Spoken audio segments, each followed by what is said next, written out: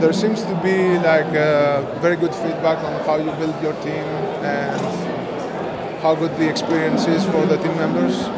So I find lots of people struggling with how to build a team, and also from the team member side, how to pick their team, how to detect if a team is good for them. So I would like your input on maybe first how to build a team, the basics. What values do you seek from people? What are some no-nos you can quickly detect? Well, my philosophy on building a team is a little different than some people's maybe.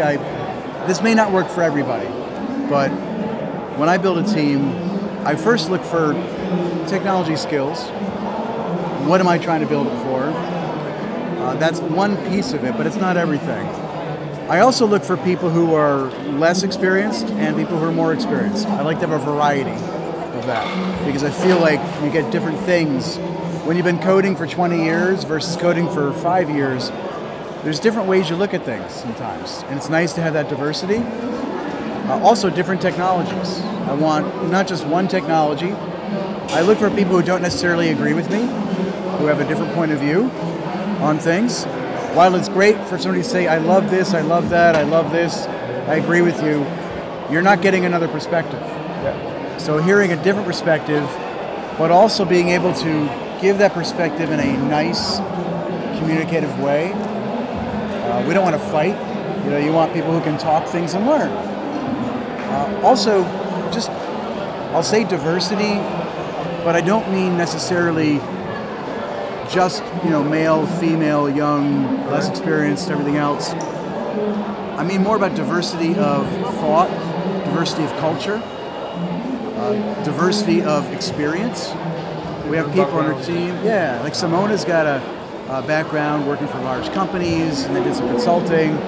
Another gentleman on my team worked at a large company for his whole career. Then another person was a teacher on my team. He used to teach students, and another person on our team was a manager of developer relations. So we just got this variety of people who like to do different things.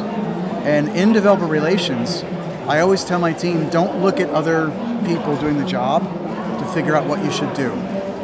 Because it's very easy to say, oh, I like what John Papa's doing, what Simona Coton's doing, I'll do that. Find what you're best at, find what you enjoy the most, what your passion is, and find what you can get paid for. And when you have those three things and you can find something that does all three, that's the best place to be. So when you're looking for a job or when you're looking to hire people, ask people not what they know, but I ask people what they enjoy the most. Like Simona really likes to speak on stage. She's great at it. We have a gentleman on the team named Burke. He loves to write. And he came to me early in the job asking, I'm doing videos, I'm writing code, I'm writing articles, I'm doing talks, I'm building the product. I feel like I'm doing too many things, and which one should I work on? I said, what do you enjoy? He goes, I love to write.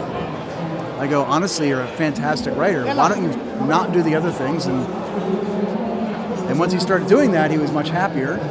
And frankly, the rest of the team got better, because if you have somebody who can do each one of those things, you have a better team. So I look for diversity is the big thing I do.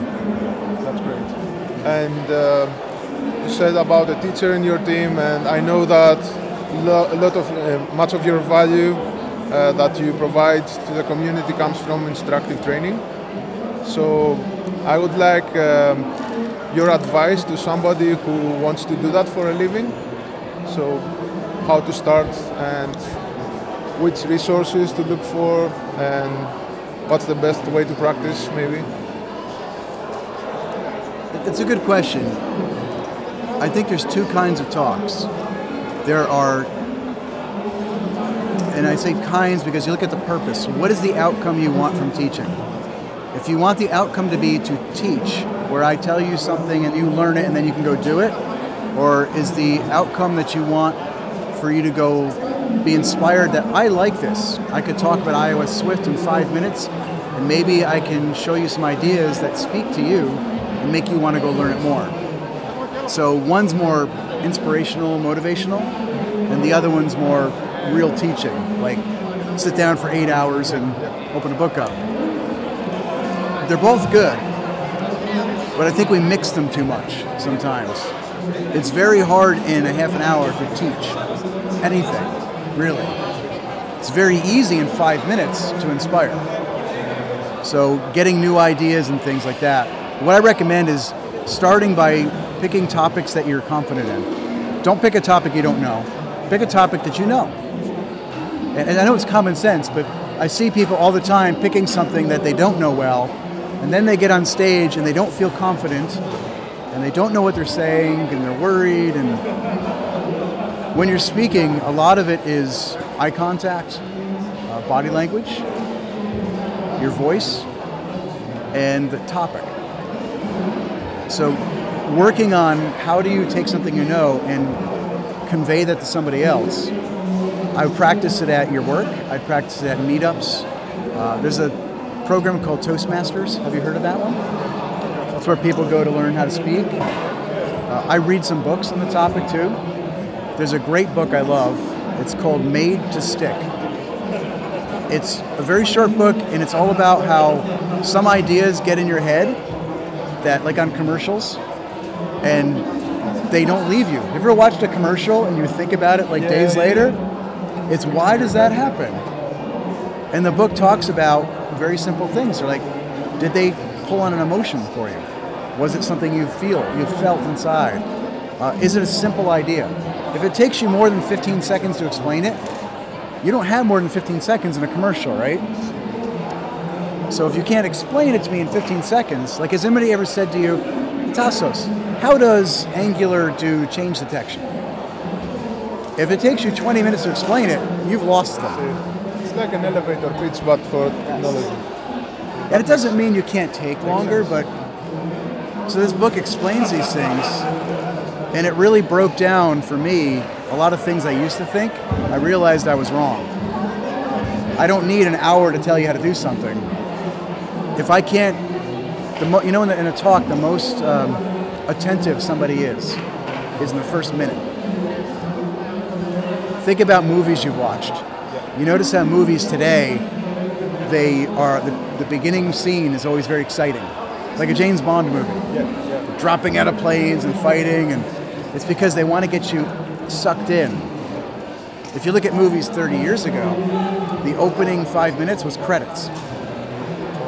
Can you imagine today watching a movie, you're like, really? So I look at talks like that. So when you're practicing talks, always start with something that's really compelling. Don't get up there and go, my name is John and I live in a small house and I have 4 children and I like to wear black shirts and I like to shave, and nobody cares. That's really good. Make sense? Yes. That's great. And the final question for you. So, one more problem we face as engineers is how to pick technologies. So, we suffer from what's called developer paralysis. You don't know what to work with, and you feel that you can't catch up. You're never enough, and you can never know enough to stay relevant. So, I know that you work with lots of different technologies, and I would like your input on how do you pick which technologies to work with and where to invest your time. That's a hard one for everybody, and I think it depends upon your personality and your work habits. But I'll tell you what I do. First thing is getting comfortable with, you have to be comfortable that you're never going to learn it all. You just can't. There's way too much, and I think a lot of people, the reason they feel that way, it's like paralysis, is because they see 100 new things and they feel like they have to know them all, and therefore they learn none of them because it feels so bad. So learning that it's okay not to know every framework, every tool, every library.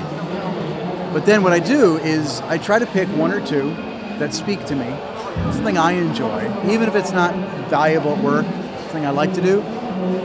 And then I watch social media, Twitter, LinkedIn, open source, Slack channels. And when I hear people talking about something a lot that I'm not seeing, I wait to see, And so it's like a trend. If I see a lot of people talking about it and they're excited, not just they're talking about it, I hate it,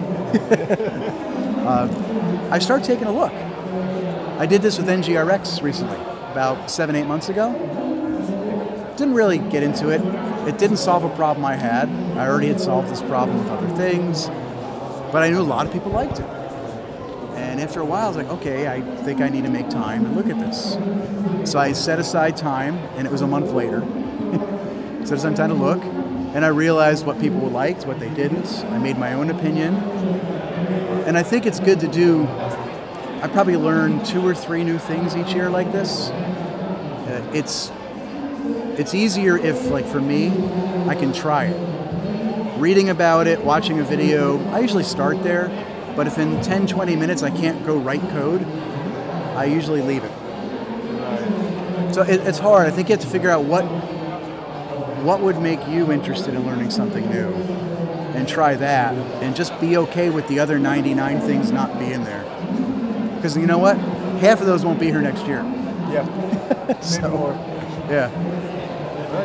Thank you so much for joining us today, and that was really good advice, and looking forward to see more of your talks. Thank you.